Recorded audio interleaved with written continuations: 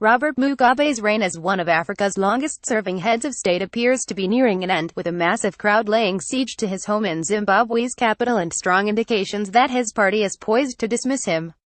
The hierarchy of the ruling ZanuPF are due to meet as early as Sunday morning, it is believed, to begin the process of formally removing Mr Mugabe from office and reinstating Emmerson Mnangagwa, the recently sacked vice president who has returned from exile in South Africa following the military coup 6 days ago. The meeting of ZanuPF's Central Committee is also due to fire Grace Mugabe, the president's wife and a deeply divisive figure who has faced scathing criticism for her lavish lifestyle in this deeply impoverished country, from her post as the head of the party's Women's League. Mrs. Mugabe is widely believed to have instigated the sacking of Mr Mnangagwa, which was the catalyst of the current crisis and army takeover. Mr Mugabe will still remain titular president under the country's constitution even after his party's move against him. But his ability to govern has ended with the military coup, and the projected action by ZanuPF leaves him without a power base and totally isolated.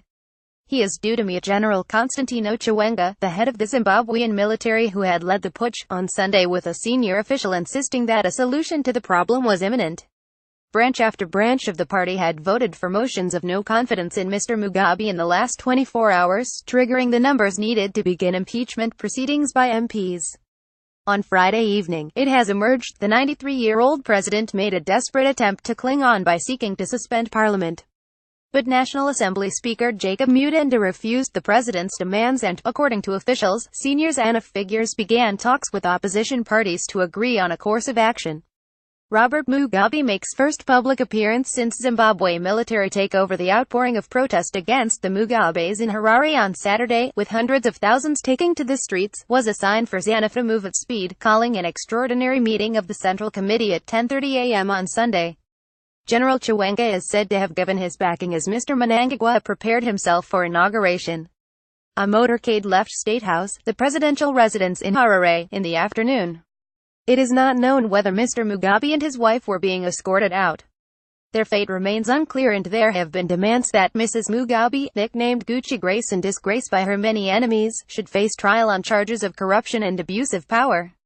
But the more likely scenario would be for them both to go into exile when he steps down from office. There were cheers and car horns began as news began to filter out that Mr Mugabe's 37-year rule may be coming to an end. "Is this really true? I am glad I am alive to see this take place," exclaimed 68-year-old Mercy Zakali. "This news would have been impossible even a few weeks ago, so it is difficult to accept it. We had so much hope after independence, but Mugabe and his people ruined the country. I hope that I will see a big improvement for us in my remaining years, and at least my children and grandchildren have a good future." The rally was called by the Association of Veterans of the War Against White Rule. The original plan had been for demonstrators to gather at the city's Freedom Square, but soldiers asked them to go on to Harare Stadium at the outskirts of the city. It was a far bigger venue, but also symbolic. This was the place where another huge crowd had gathered 37 years ago to welcome Mr Mugabe on his return from exile following independence. Mrs. Zikli's nephew, Washington Chando, remembered being taken to the stadium that day, at the age of 10, by his parents. "Everyone thought he was a hero. I remember that day people were crying, but everything began to get worse after a while. I haven't been able to find any permanent work for the last 9 years. We have all had a very negative experience while people like Mrs. Mugabe have got richer and richer." Christopher Mavangwa, the head of the Veterans Organization, claimed that the president had been warned by the army during the height of the rally that they may not be willing to protect him and his family.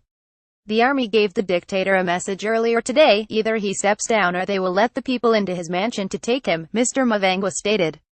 "The army is threatening to unleash the people and let Mugabe be lynched. The general said they will not shoot the people for him. Instead, they will abandon their posts and leave him to his fate." But the troops did stop the crowd when it reached State House in the afternoon, leading to remonstrations and a sit-in protest.